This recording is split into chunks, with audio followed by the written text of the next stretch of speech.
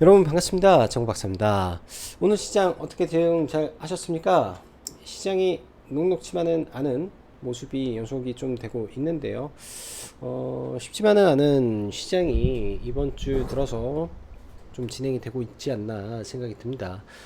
국내 증시가 지난주에 잠시 5일선을 이탈하는 모습도 좀 보였는데 그 이후에 미 증시가 뭐 CPI 발표라든지 PPI 발표라든지 또 수입 물가지표 발표라든지 등 일련의 발표로 인해서 굉장히 크게 상승 좀 했었죠.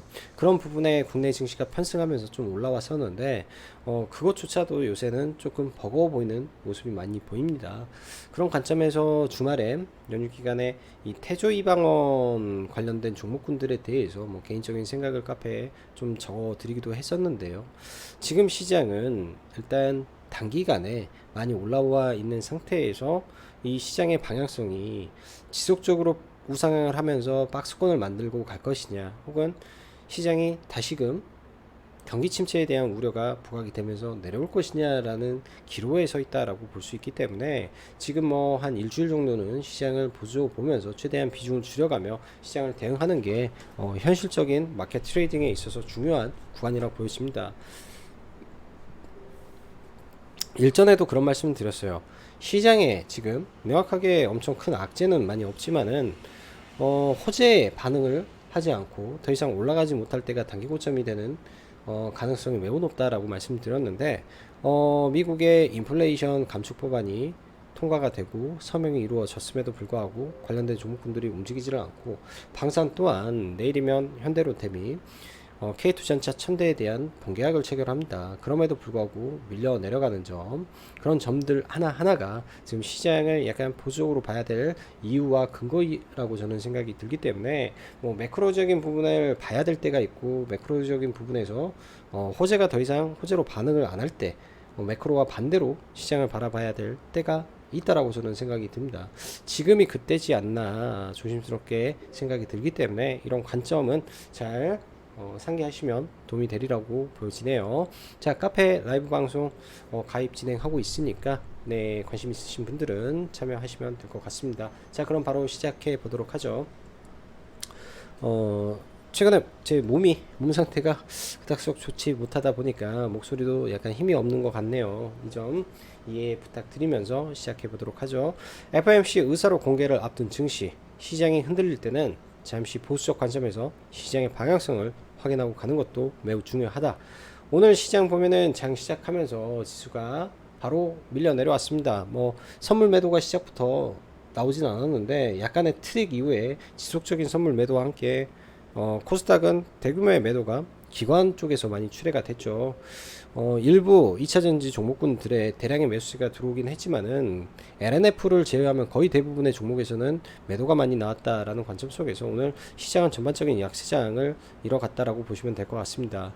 여전히 원달러 환율이 내려오지 않는 상황 속에서 이런 환경이 지속되다 보니까 여타 아시아 증시 대비해서 국내 증시가 매우 안 좋게 좀 끝난 부분도 있는 것 같고요.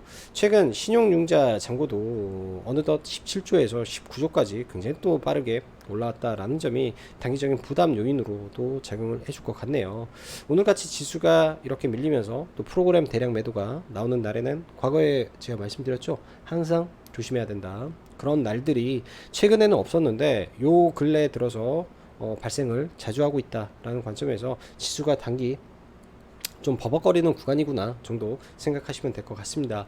미 증시도 어닝 시즌을 거의 마무리하면서 전일은 바이든의 인플레이션 감축 법안 서명까지 했는데 일련의 이벤트들이 마무리되어 가고 있는 모습을 보여주고 있습니다.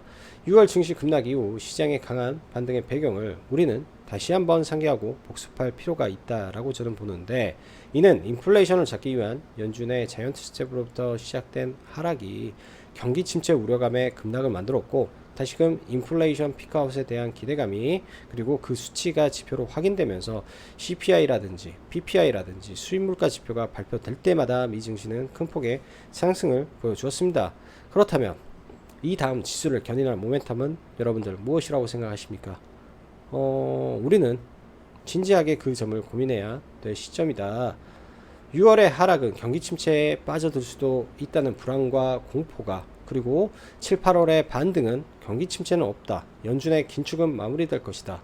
인플레이션 피크아웃이 되었다라는 기대감과 즉 공포심리와 기대심리가 만들어낸 주가의 모습이기 때문에 앞으로가 진짜일 수 있다는 판단을 해야 되지 않을까요? 바이든의 인플레이션 감축 법안 서명.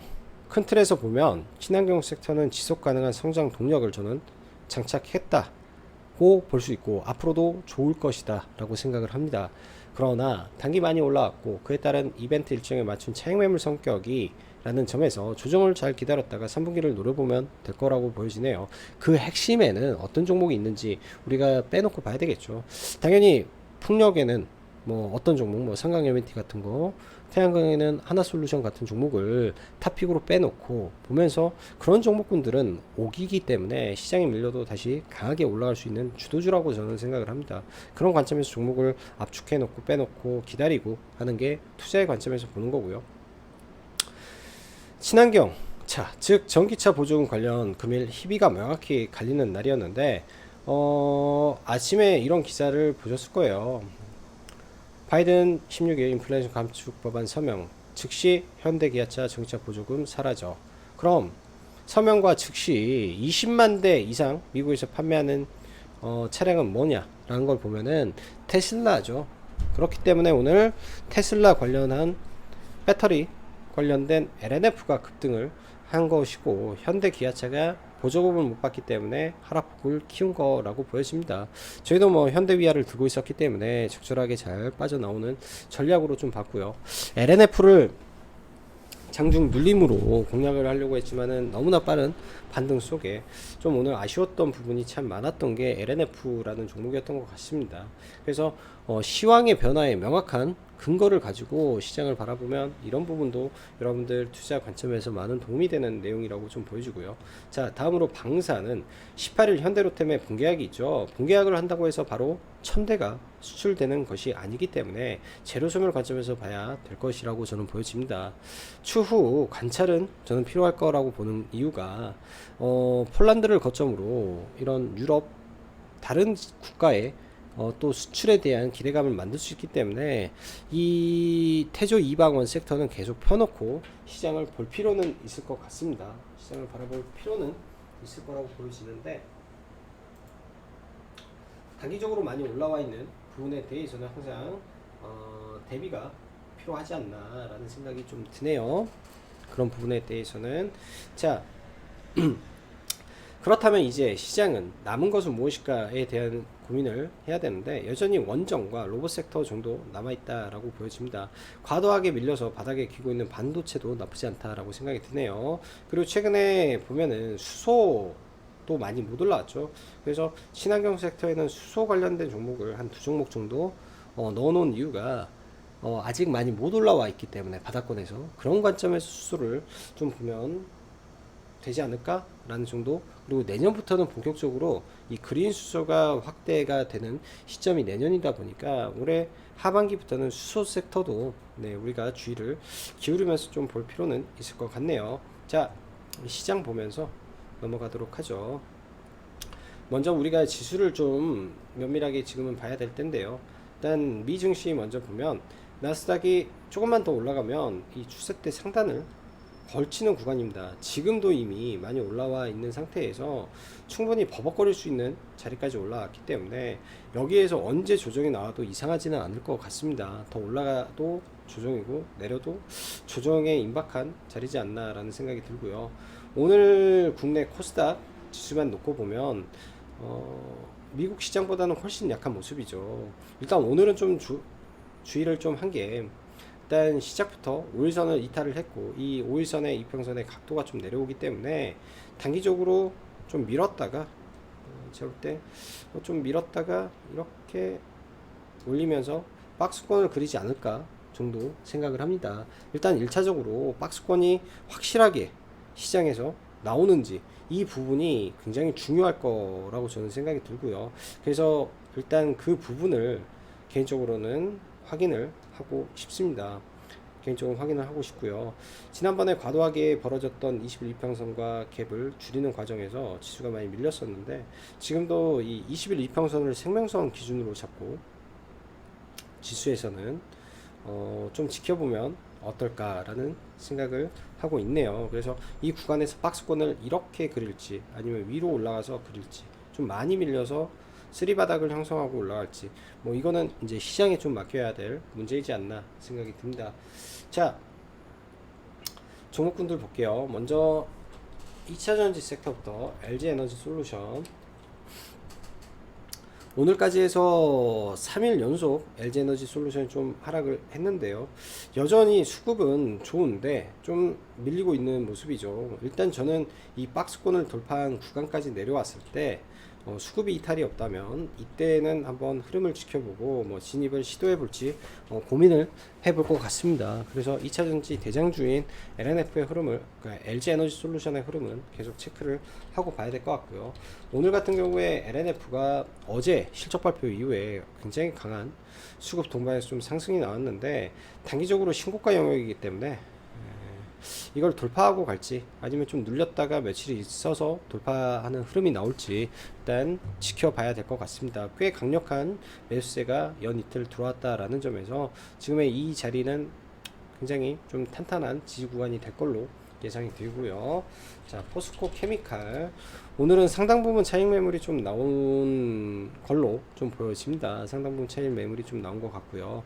지수적으로 많이 올라와 있는 상태에서 단기 박스권 상단이니까 그럴 수 있다 정도 생각이 들고, 이게 1파동이면 이게 2파동이고요. 이 조정 끝내고 3파동은 남아있을 걸로 보기 때문에 눌림에서 매수 관점에 대응을 해보고자 합니다. 자, 에코프로도 지금 견조한 조정을 보이고 있는 것 같습니다. 이런 구간에서 횡보 이후에 추가적인 반등이 나올 가능성이 높기 때문에 아직은 시세가 살아있다 라고 봐야 될 것 같고요. 자, 그 다음에 원전 두산에너빌리티, 오늘도 추가적으로 상승이 좀 나왔는데 일단 이 윗구간에 대한 이 매물 압박이 상당히 좀 있는 것 같네요. 이런 부분에서 조금 돌파가 시원하게 나왔으면 좋겠는데 아직까지는 돌파가 좀 안 나오는 모습이라 좀 더 지켜보고요. 오늘 같은 경우에는 조강 ILI가 굉장히 강했는데 저희도 오늘 시장의 주도주라고 회원님들한테 말씀드리고 이걸 눌림목에서 매수를 좀 들어가려고 했던 종목입니다. 사실 매매는 전혀 못해서 제가 좀 아쉬움이 많이 남는 종목이고요. 종가 무렵에도 사실 좀 안 했는데 내일 시장에서 좀 밀릴 때 121선 이평선 장기평선을 강하게 돌파했기 때문에 시가 갭이 뜨고 좀 밀려서 내려왔다가 다시 이렇게 올라갈 가능성도 있어 보입니다. 최근에 원전의 대장주가 좀 바닥에서 바뀌는 느낌이 약간 나오는 부분도 없지 않아 있기 때문에 조강 ILI를 좀 보면 좋을 것 같고요. 보성 파워텍 음봉 매집 가능성이 좀 있다라는 말씀을 드렸죠. 시가부터 약간 상승 이후에 조강 ILI 올라가면서 같이 동반 급등한 모습도 나와줬다라고 보여집니다. 그리고 마지막으로 BHI, 떨어지는 거는 사실 별로 겁이 나지 않는다라고 말씀드렸고, 어제 뭐 환차 손으로 인한, 그러니까 환율 투자, 환해지로 인한 150거락의 손실이 발생했다. 근데 이거는 장부상의 손실이기 때문에 제가 볼 때는 큰 무리는 없을 것 같습니다. 누구에게는 싸게 살 기회로 작용을 했을 것 같고요. 오늘 반등할 때 저는 1850원 구간에 8150원 구간에 일단 물량을 좀 정리를 하고 밑에서 다시 종목을 매수를 좀 진행해 보려고 하네요. 중간에 뭐 7,500원 언저리에서는 제가 볼 때는 분할 매수 관점에서 이 종목을 지켜봐야 될 것 같고, 사실 환해지는 이 수출 기업에 있어서는 아주 일반적인 부분이기 때문에 큰 무리는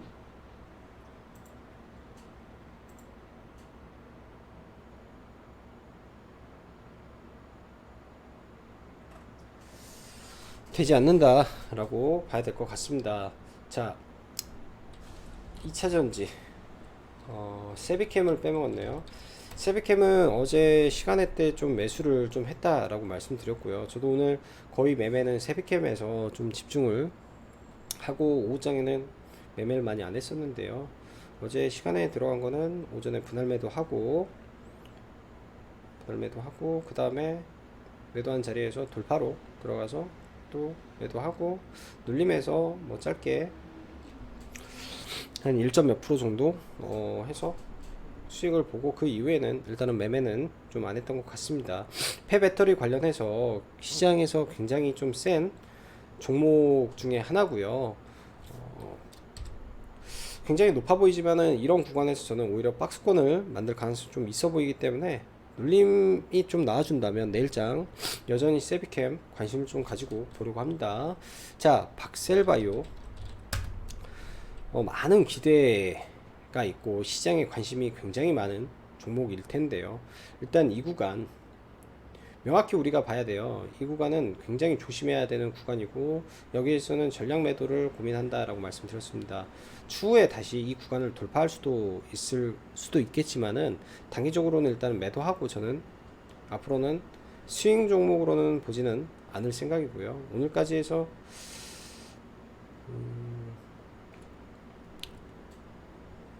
긴 여정은 다 끝난 것 같네요. 이렇게 하면 다 나오나? 이쪽에서 매수된 거는 뭐 한 달 기간이 있어서 안 나오는 것 같은데 이렇게 해서 최종적으로 오늘 전략 매도를 하고 종목은 마무리를 지었던 것 같습니다. 굉장히 밑구간에서부터 많은 수익을 줬던 종목인 것 같네요. 여기서부터 스타트는 여기서 시작이 됐는데 오늘까지 해서 박살바이오는 전략 매도를 좀 하고 좀 봐야 될 것 같고, 자, 보르노이라는 종목이 있어요. 보르노이 보로노이 지금 시간외에 상한가에 좀 들어갔는데 세계 최초 3세대 비소세포 폐암에 대한 기대감, 또 이로 인한 마일드스톤 수령이라는 점이 일단 시간에 상한가를 좀 만들어 놓지 않았나 라는 생각이 듭니다. 아마 내일 갭이 좀 많이 뜰 건데 갭 뜬 이후에 밀렸다가 다시 올라가는 포지션이 나온다면 한번 보르노이라는 종목 관심 있게 좀 봐야 될 것 같고요. 보르노이는 그런 관점에서, 자, 그리고 최근에 수소 관련해서 뭐 수소에 이슈가 있나?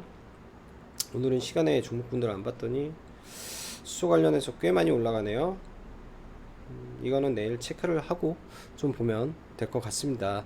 아무튼 오늘 강조드리고 싶은 이야기는 단기적으로 지수가 많이 올라와 있는 상태에 있기 때문에 좀 조심할 필요는 있는 시장이다 라는 관점에서 시장을 좀 바라보면 좋지 않나 생각이 듭니다. 오늘은 뭐 잡주들은 거의 매매를 좀 안 했었는데요. 오늘 보면 고려시멘트, 고려산업 좀 급등해서 중간에 상가에 들어갈 줄 알고 돌파로 들어갔다가 아닌 것 같아서 매도를 좀 했었고, 장 막판에 한일화학 이런 종목을 일단 돌파로 좀 들어가서